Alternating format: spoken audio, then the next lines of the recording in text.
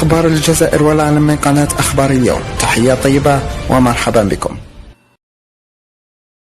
أثنى مذيع قناة الجزيرة القطرية جمال ريان على تصريحات الرئيس تبون التي دافع فيها عن الفلسطينيين، مؤكدا أنهم ليسوا بإرهابيين بل يدافعون على وطنهم. وكتب جمال ريان في منشور له عبر حسابه على منصة إكس تويتر سابقا: قبل على جبين هذا الزعيم العربي القومي الهوى الذي نطق بالحق في زمن اسودت فيه وجوه عربية، موجها التحية للرئيس تبون قائلا: وجهوا معي التحية إلى الزعيم الجزائري عبد المجيد تبون وإلى شعب الجزائر العظيم.